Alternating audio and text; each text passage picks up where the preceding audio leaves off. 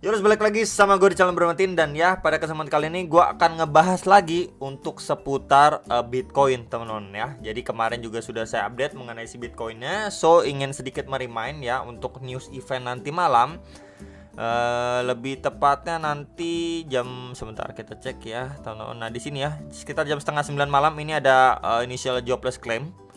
Kemudian tadi saya ini ya ada new home sale juga, ini sekitar jam 10 malam. Dan juga nanti subuh ya, kalau di sini kita klik tomorrow aja, di sini ada FOMC meeting minutes ya. Jadi sekitar jam 2 subuh ya.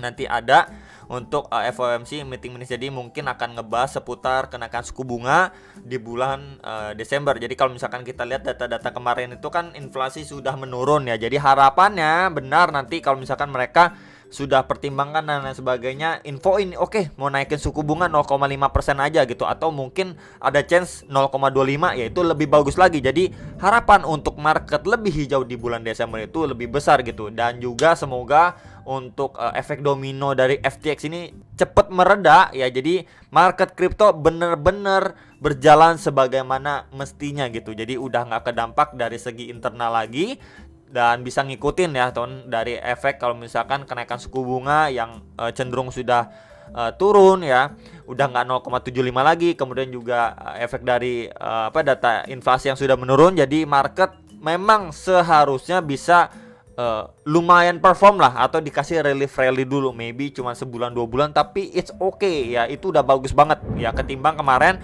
data-data udah mendukung cuman malah masalah di internal kriptonya gitu ya. Jadi kita berharap untuk nanti di bulan Desember itu market bisa lebih hijau lagi ya. Kemudian juga di sini ada breaking news juga ya teman-teman, di sini dari Twitternya Financial Juice teman-teman ya.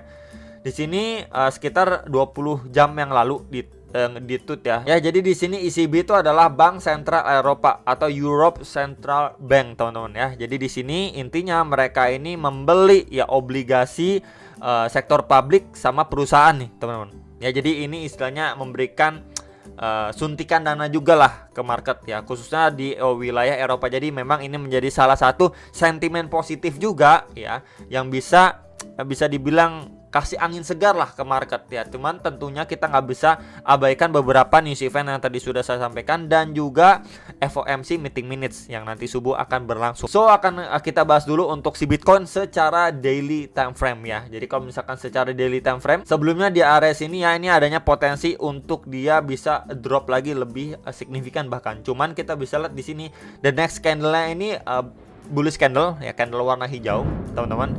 Dan kalau misalkan kita lihat juga dari tadi beberapa sentimen positif ya, bisa aja untuk market ini dikasih naik.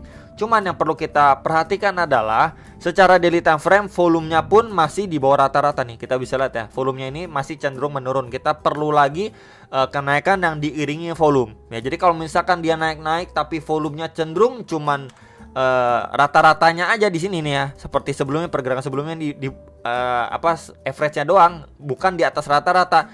Nah, itu bisa aja nanti indikasi untuk bull trap. Bisa aja dari area sini dia naik ya, untuk sebelumnya nanti dia dibanting lagi, turun lagi teman-teman ya. Jadi itu yang perlu diperhatikan dan diwaspadai. Kemudian kalau secara daily time frame pun kita bisa melihat untuk segi area di kisaran sini teman-teman, di box putih ini di sekitar 16.700 sampai 16.900 dolar ya. Jadi kita bisa lihat ini pada beberapa candle sebelumnya, 1, 2, 3, 4, 5, bahkan 6 candle sebelumnya ya, dia ketahan di kisaran area situ 16.700 sampai 16.900. Dia close candlenya di bawah 16.900. Jadi itu area yang perlu kita perhatikan kalau secara daily time frame terdekat. Ya, apakah dari area sini dia masih lanjut naik ya, kemudian cuman bikin tail candle seperti pergerakan sebelumnya yang mengakibatkan harga itu drop lagi. Karena juga kita perlu pantau volumenya apakah mendukung atau cuman di bawah rata-rata nih teman-teman. Yang perlu kita lihat kan adalah kenaikan yang disertai volume.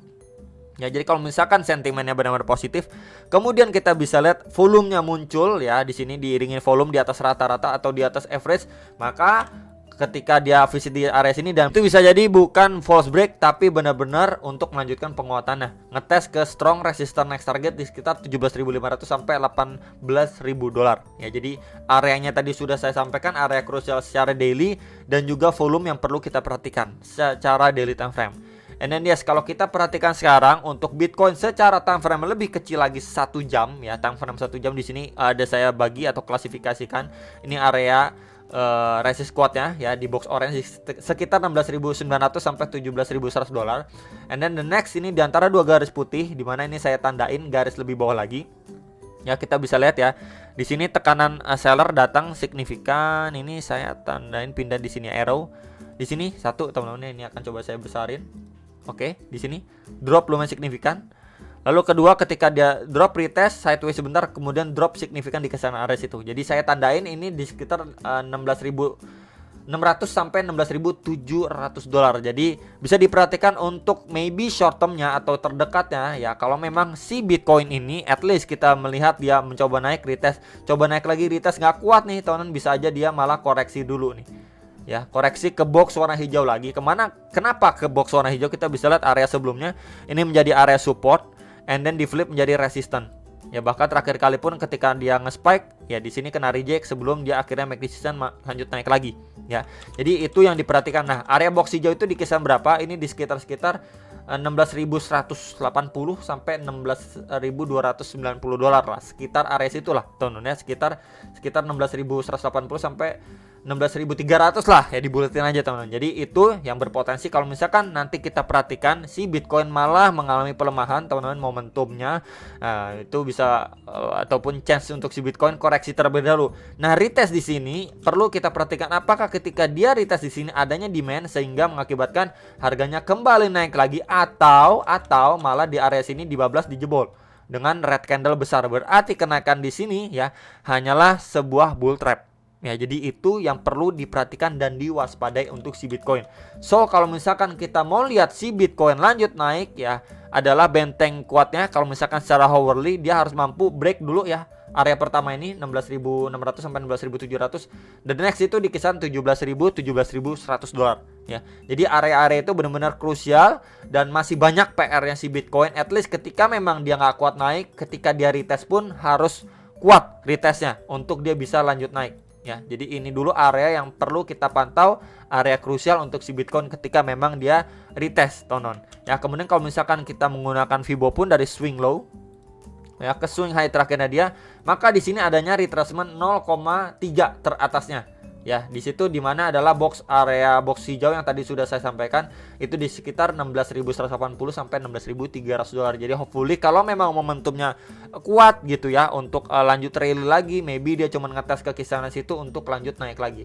Jadi palingan itu yang bisa diperhatikan untuk secara short termnya yang bisa saya sampaikan. Semoga bisa bermanfaat. Jangan lupa analisa kembali ya, teman-teman, sebelum make decision atas transaksi kalian masing-masing. Dan jangan lupa juga ada news event yang bisa berpengaruh ke pergerakan market, khususnya market kripto nanti malam atau sampai nanti subuh lah. Itu aja dan sampai jumpa untuk next video. Salam profit.